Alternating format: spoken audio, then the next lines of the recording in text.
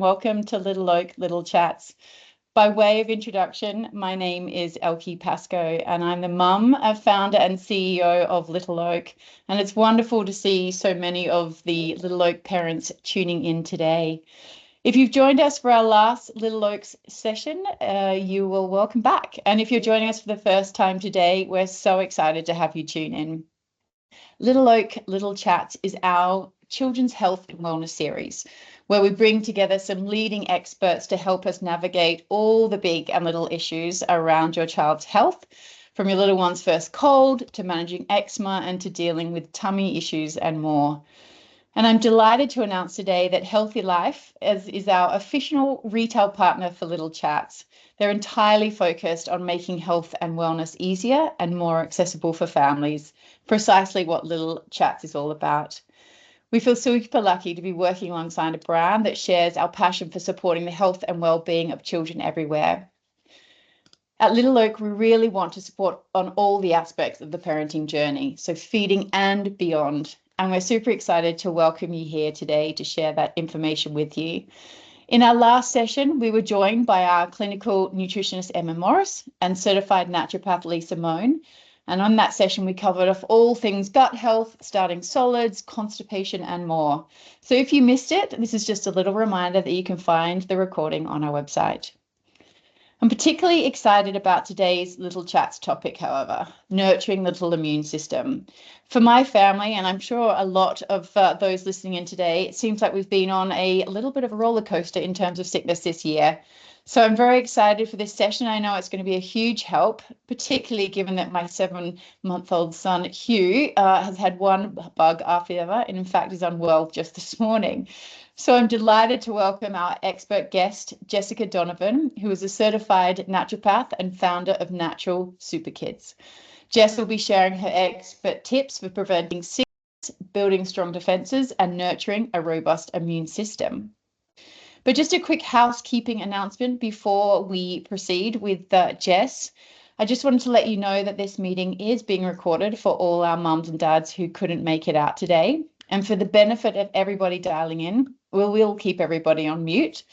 After the event today, we'll be sending up a follow-up email to all our attendees with the link for the recording so you can watch it and also share it with your friends and family. We'll also have a Q&A session after Jess's presentation, so please feel free to share all of your questions via the comment section, and we'll do our best to get through as many of them as we can.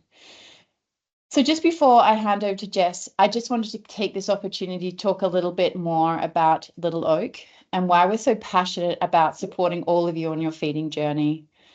Before I launched Little Oak, I had a very strong desire to do something meaningful in this world. I was always an aspiring pediatrician, and at the time I was a single mom with 2 young children and found myself on a journey to try and sort out my son's own health issues. This led me to look closely at the formula I was feeding him, among other foods. And as I turned over the can, I was nothing short of shocked. And I'm sure many people have heard me say this before, but it was the first time in 2 children that I actually looked at the ingredients in that formula can. And there was maltodextrin, palm oil, corn glucose syrup, and so many preservatives and synthetics. I just couldn't actually believe that this was the very thing that many children around the world were actually consuming. So I went on a bit of a journey to actually see how I could do it so much better. As it turned out, the formulas that we were consuming here in Australia and the quality of them was actually found all across the world. Millions and millions of children each day were consuming what I believe to be very substandard formulas.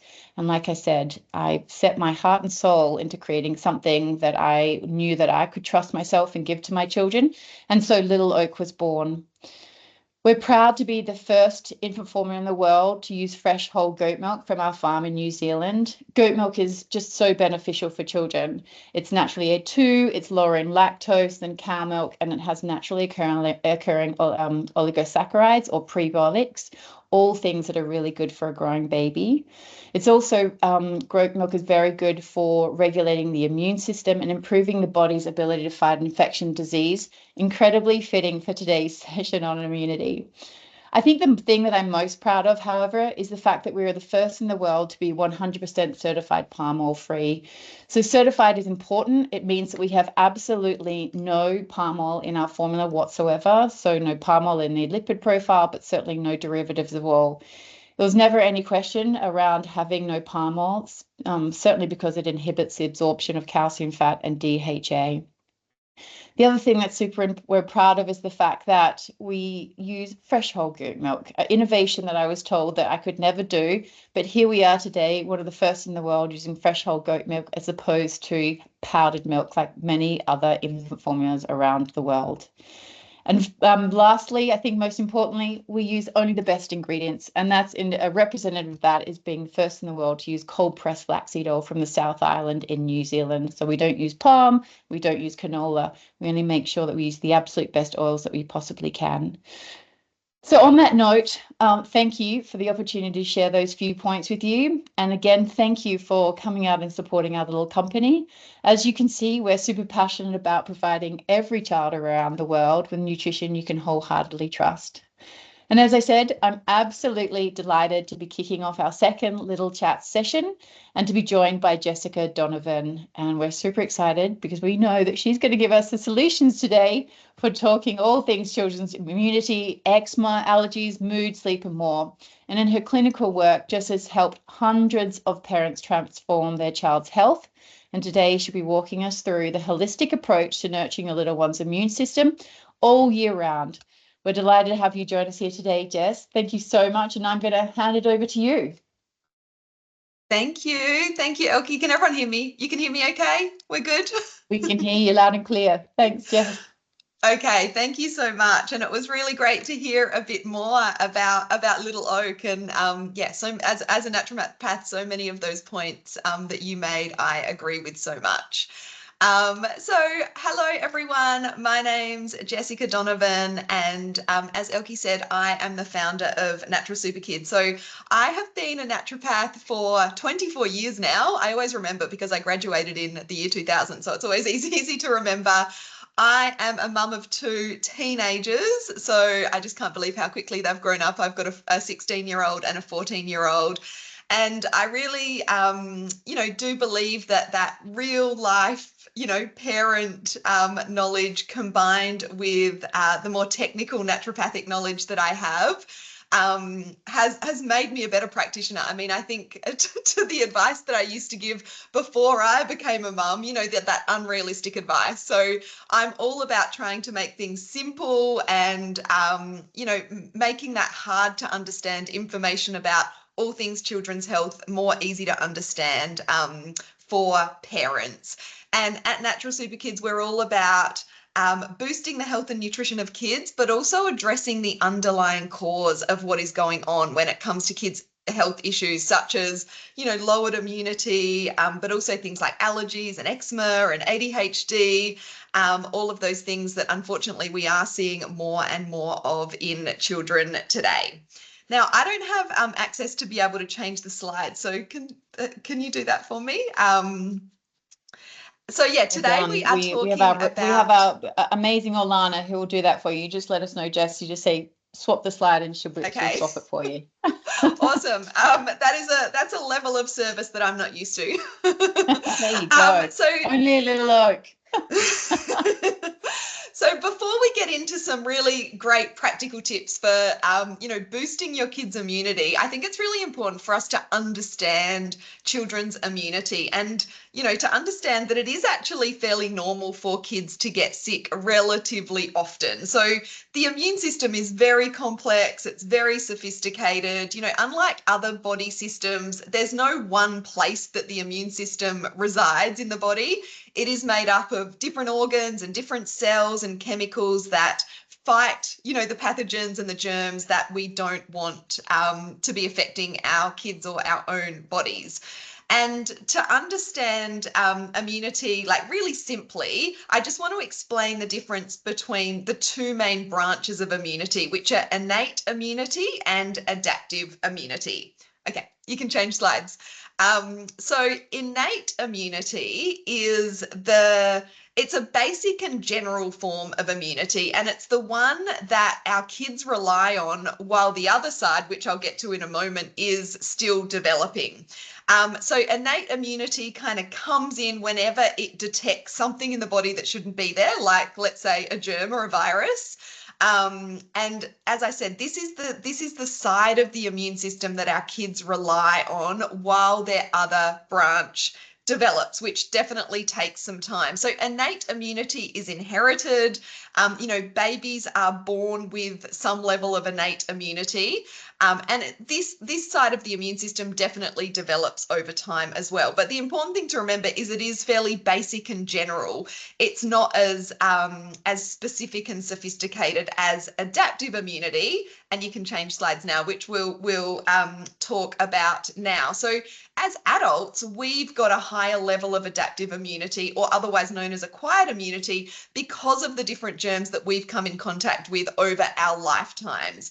And the thing that's important to understand about adaptive or acquired immunity is it is more specific. So these are the cells that are more like the second responders when we have something in our body, or our kids have a pathogen in our body that our immune system is attacking. So it does take a little bit longer for this part of the immune system to kick in, but the effects are more specific and more sort of accurate and more effective at getting rid of that invading germ. So this part of the immune system develops as we are exposed to germs. So I know it's really frustrating when our kids are getting sick and sick and sick again, but we can, give a little cheer that every sickness that they get is building up this sort of side of their adaptive immune system.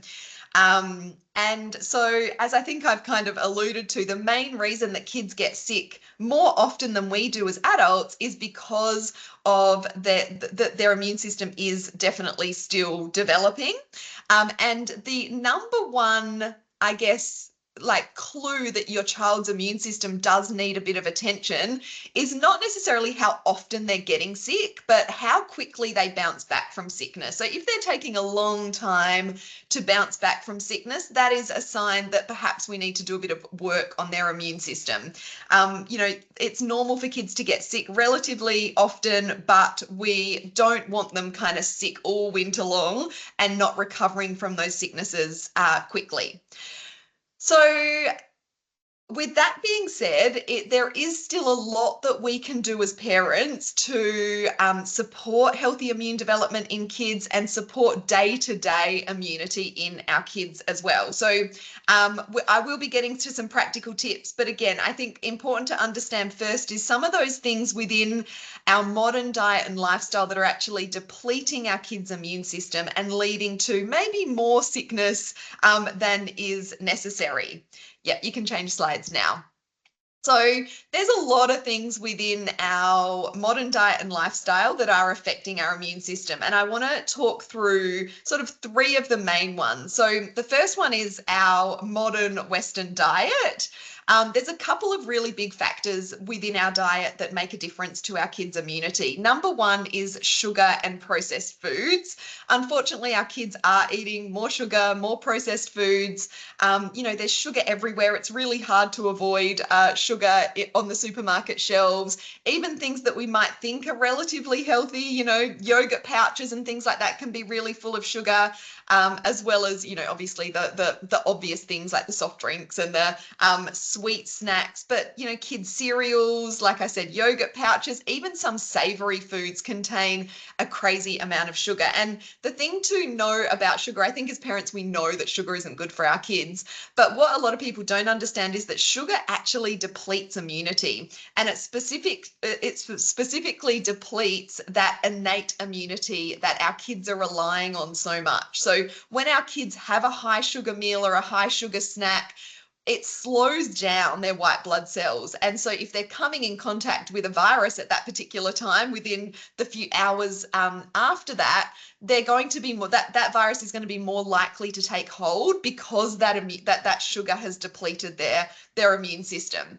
The other thing about our Western diet is it's often low in some of the really essential immune nutrients. Things like zinc, iron, vitamin A, vitamin D are often lacking in kids' diets, and these nutrients power the immune system. So if our kids don't have enough of them, they're going to get sick more often. The next thing to think about is our obsession with hygiene and sanitation. And obviously this really ramped up through the pandemic, but even before then, it really was a problem. We need to understand as parents, there's a balance here. We want to make sure like things are hygienic in a safe way in terms of food safety and that sort of thing. But we also need to understand that it's important, it's essential for healthy immune development that our kids are exposed to microbes. So some of you may have heard about the hygiene hypothesis. And the hygiene hypothesis states that early exposure to germs is really important for that healthy immune development. So if we are over obsessing about hygiene and sanitation, that can be actually really detrimental to our kids' immune development and also their gut microbiome development. And I'll talk about this a little bit more in the practical tips that I'm going to share. And the third thing that I want to talk about that is has a huge impact on our kids' immune system is the fact that they're spending so much more time inside. There's a really crazy stat that has come out recently or over the past couple of years that states that on average, kids these days are spending half the amount of time outside than we did as kids, just a generation ago. And I think a lot of us can think about that, the amount of time that we were maybe, kicked out of the house in the morning and told by, our parents, come back at dinner time, or, there wasn't as much to entertain us inside as there is these days. And so this is a problem because our kids are missing out on some really important microbe, like just being outside, you're getting exposure to different microbes, whereas in the indoor environment, you're not. So it comes back to this kind of, healthy immune development. So being outside is really important for that. And also vitamin D. So we get a lot of our vitamin D from the sun. Vitamin D is super important when it comes to immunity, both protecting our kids from, the constant onslaught of germs through the winter, but also the other side of immunity that's more to do with allergies and being sort of overreactive, which is a big problem these days in kids as well. So vitamin D is needed for both the defensive side of the immune system and also the regulatory side of the immune system when it comes to allergies.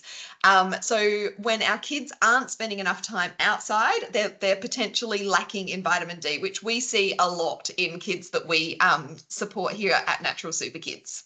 Okay. So with these things in mind, I want to share some of my top tips for healthy immunity when it comes to children. And by the way, I will get to questions at the end. I'll just get through this first so I don't get too distracted. Okay, you can change slides. So I've just got to wait for the slide to remember what I'm saying. Okay, so yeah, diet and nutrition, so important when it comes to kids' immune systems. So some things that I would recommend you do is, number one, reduce refined and added sugars in the diet. So start to have a look at, the back of the food that you're buying, that your kids that comes in any packet, and have a look at how much sugar is included in that food.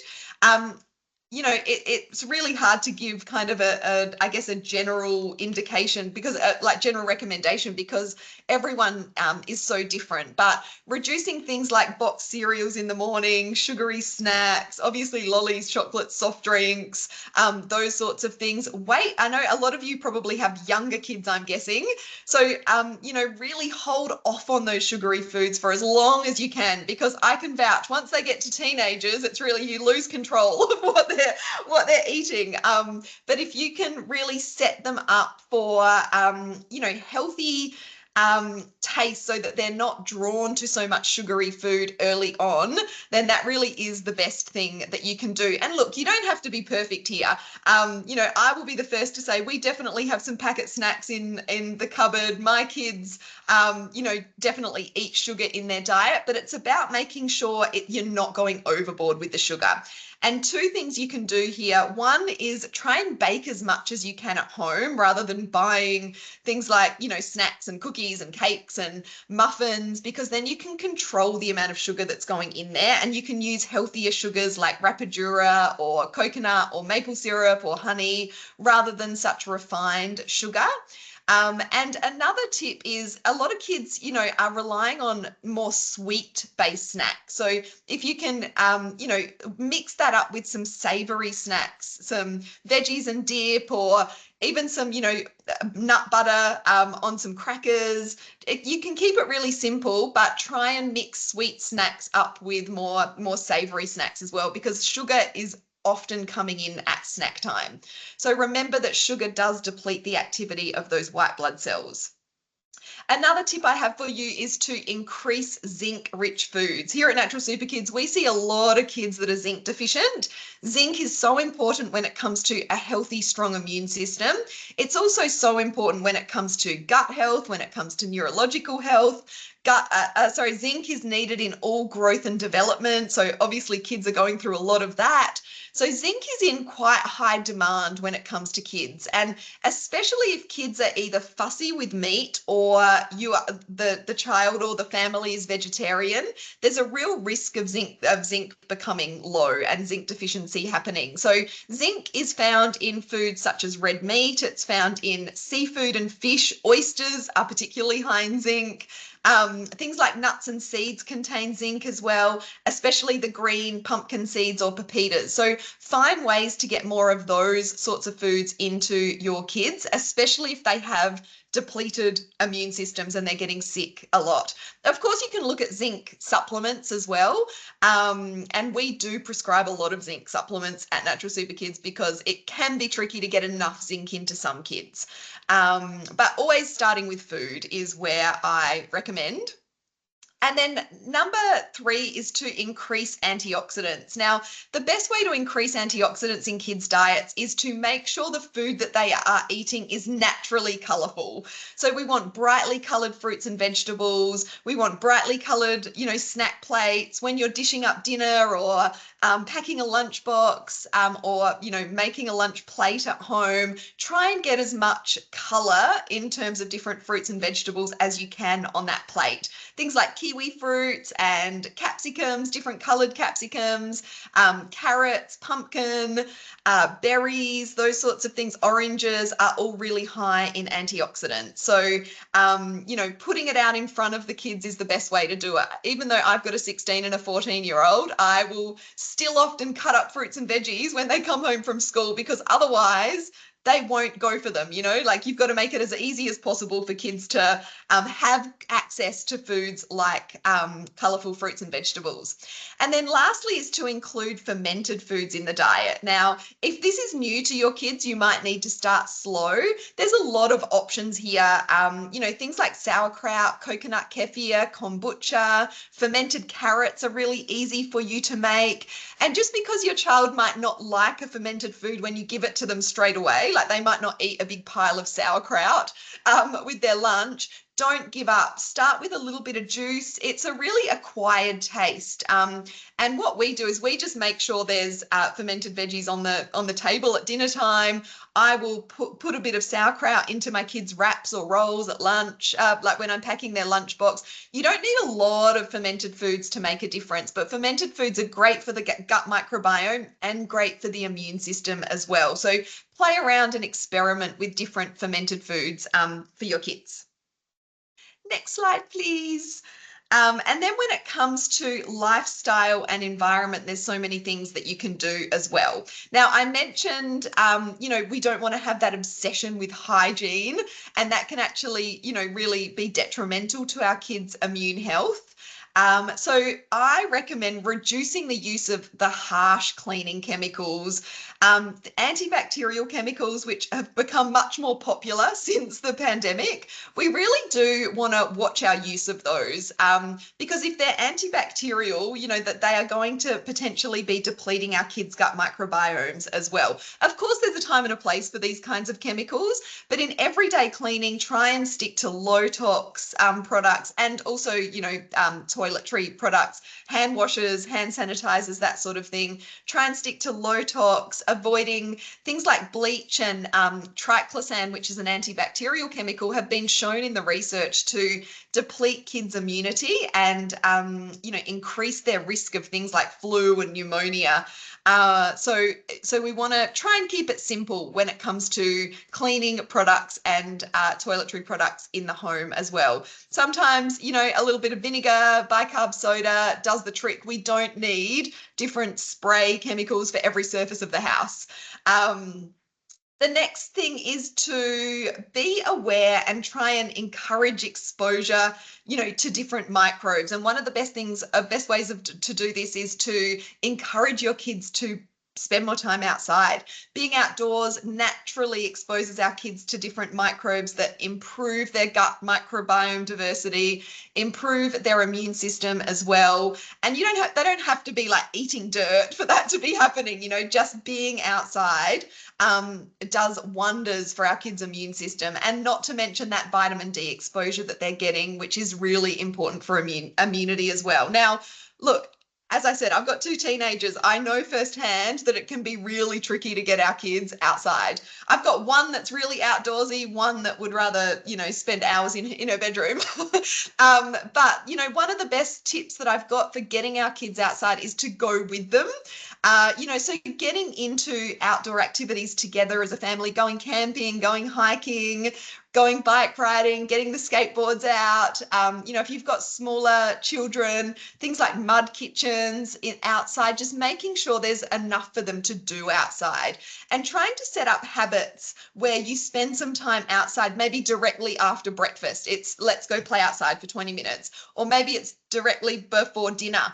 You have some outside time with the kids, but getting outside more is so good for so many aspects of our kids' well-being, including, their mental health, their mood. I always, used to say when my kids were little, if everyone's grumpy and things are going pear-shaped, everyone needs to get outside, find some water or get outside, go to the beach. And, here in Australia and New Zealand, which I think a lot of people are tuning in from, we've got so much, natural beauty to immerse ourselves in with our children. So I hope that those tips have been helpful. I do want to just share a few free resources that I have if you would like to learn more about some of the things that I've talked about. We've put together a Foods to Boost Immunity cheat sheet. So I talked about some of these things today, but if you want to learn more and have a list of foods that you can print out, pop on your fridge, that are really positive and beneficial for your family's immune system, you can download that. I'm not sure if we've got the link that we can share. I'll try and grab the link as I'm answering questions. I think the link is on the slides, but I don't know if people can actually click on that. We do have the link, and we'll circulate it, Jess, for you as well. Yeah, no worries. And then you can change slides now. We've also I do a weekly podcast episode, which I love. I love sharing information in a podcast. I'm a big podcast listener. I think it's a really convenient way to listen to information. So you can check us out on all of your podcast platforms. It's just called Natural Super Kids, and we cover a whole heap of different kids' health topics, including immune topics and gut health topics. We offer online one-on-one consultations at Natural Super Kids. So we have a team of naturopaths, so you can book online for one-on-one support. And my baby is our membership, the Natural Super Kids Club. So we've been running the Natural Super Kids Club for 7 years now. And this is all about having this one-stop shop where parents can go to get all of the resources as well as the support from a team of practitioners in one place. So yeah, we are opening the Natural Super Kids Club soon at the end of October. So if you follow us on Instagram at Natural Super Kids, or you download that immune cheat sheet, you will find out when the doors open. And we've got a wait list as well. I think the link is in the slides. You can pop your name on the wait list if that sounds like something you might be interested in.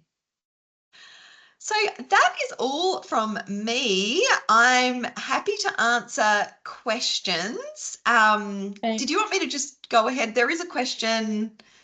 There's a couple of questions. So if I can, and I've got a couple of questions as well, Jess, I hope you don't mind, but I'll kick No, off not at all. with the other ones from our guests first. But we've got one from Lara Miller, wants to know how long should it take to bounce back from a cold? At the moment, my daughter is taking at least 7 to 10 days. Yeah, so that's a good question. It does depend on the virus. You know, some viruses are longer lasting. When it comes to just the common cold, yeah, I would say that's probably on a little on the long side. I would like around 5 to 7 days is a good amount of time. So, yeah, taking on board some of the tips that I've shared today should help that you know, shorten that recovery time. And the trouble is, right, when you've got little kids, especially when they're first at daycare or kindy, as we call it here in South Australia. I remember my kids' first year of kindy was a nightmare because they hadn't been to childcare. So I was like, another sickness. So if it's taking like, you know, a week and a half to recover, it's often they've got another one by the time that is happening. So even though it is inevitable that kids are going to get sick relatively often, by implementing some of those things that I've talked about today will definitely help them be able to bounce back quicker, but also hopefully nip viruses in the bud before they become full-blown, you know, colds as well. And that's really helpful, Jess. I've got another one here. Actually, there was another one in the Q&A. Let me just check that one first. So we've got a lot here. How are we going? Right. Is there anything a pregnant mum can be doing to improve the innate immune system of her unborn baby?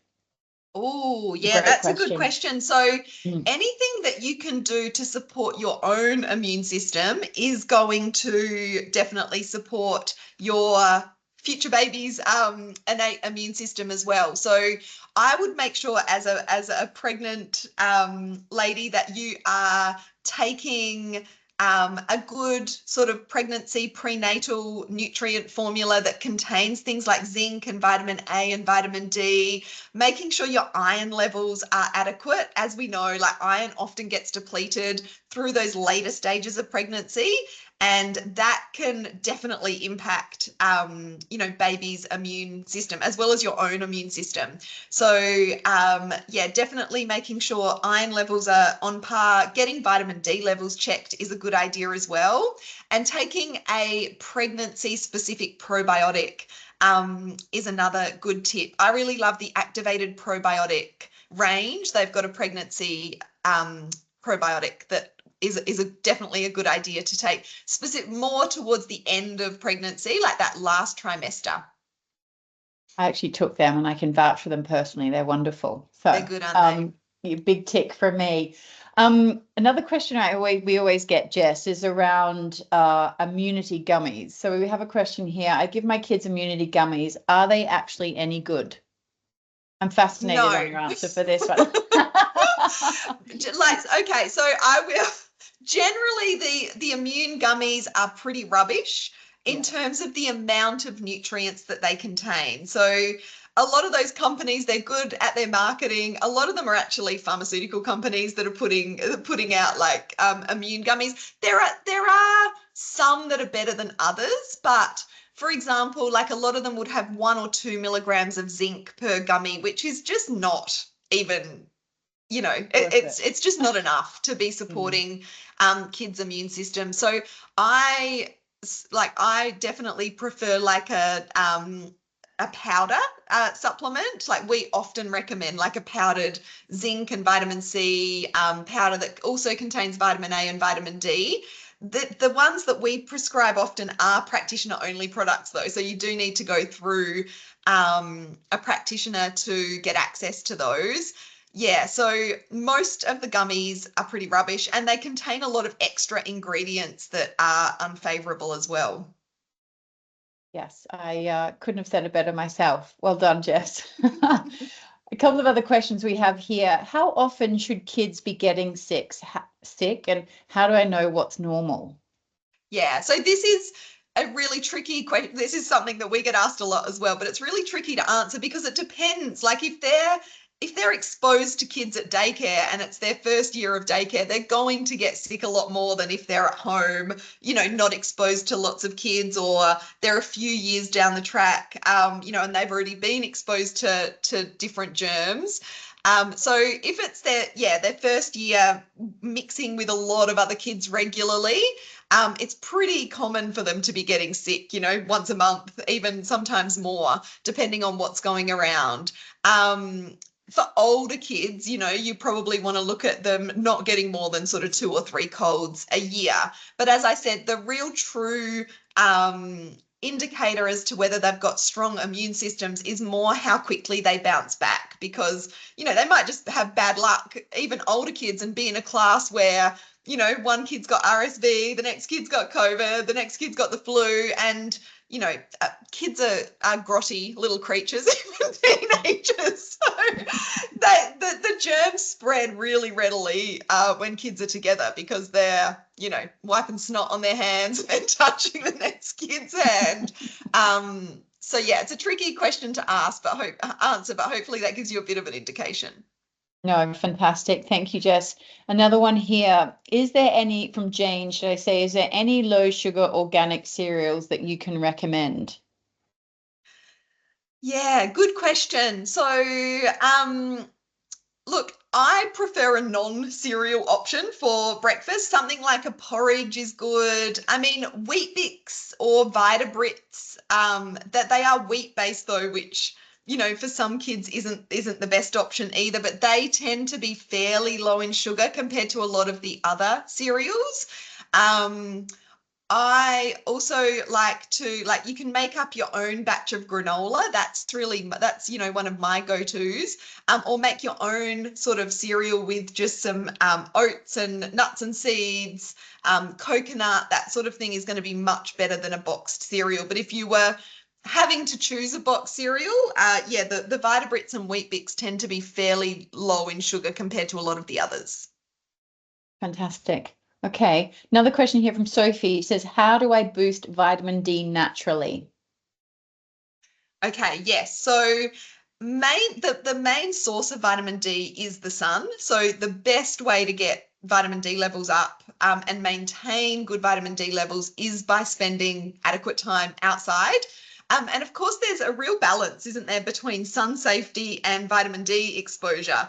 And it can be tricky, because when we're slathering our kids with sunscreen every day and, making sure that they're covered up, of course, we want to do those things in the middle of summer. But if we're overdoing that, that can really impact the amount of vitamin D that's getting absorbed through the skin as well. My golden rule to my kids is, if the UV is over 3, so we have apps, have an app that tells you what the UV is. If the UV is over 3 and you're going outside, you need to put sunscreen on. For anything sort of longer than 30 to 60 minutes. If it's under 3, then we can probably hold off on the sunscreen, unless you're going to be out in the sun all day. So getting outside more regularly is the key to better vitamin D levels. You can get vitamin D through food as well. So vitamin D is found in things like egg yolks, and there's a little bit in butter. More the sort of fatty foods, liver, which a lot of people aren't eating a lot of, but that can be a really good source of vitamin D. Yeah, but it's more sort of the sun. And in the colder months, and depending on the climate that you're living in, you really want to try and get outside in that midday sun, for a good sort of 30 to 60 minutes to get good levels of vitamin D. And then, of course, there's supplements. If you feel like, you're not getting adequate vitamin D because of the lifestyle you live, or the area that you live in, you can look at vitamin D supplementation. There's a correlation, isn't there, Jess, between the lack of vitamin D and some of the prevalence of some of the more serious diseases like multiple sclerosis. They say there's a connection between the introduction of the slip, slop, slap campaign here in Australia back in the 80s and the prevalence of multiple sclerosis going up and Exactly. skin cancers going down. So a lack of vitamin Yes. D is critically important, not to our children's health, but our long-term health as well, isn't it? Definitely. And that's a really good example. Multiple sclerosis is now known as an autoimmune condition. So that lack of vitamin D is thought to affect, the immune system, and in, certain people, autoimmune conditions like multiple sclerosis develop. Yeah. So exactly. And I remember I've got hereditary skin that is prone to skin cancers. Like I've already had a few BCCs cut out, basal cell carcinomas.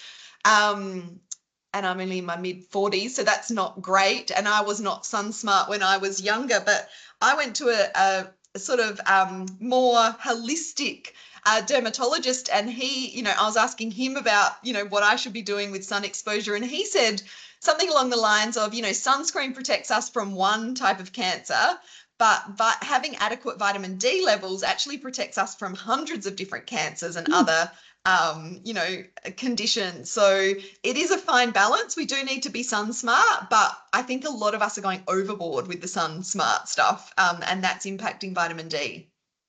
Yeah, I remember the recommendation I got was in that the morning sun up until about 10 a.m. is, to your point, the winter sun in the summer, and the midday, the morning sun in the morning, keeping your kids sort of outside as much as they can before 10 a.m. to get that morning sun is the most powerful source and safe as well in terms of their skin. Exactly. So Yeah. maybe a little tip there. Another question here, Jess. Once a germ hits our house, it spreads amongst everybody.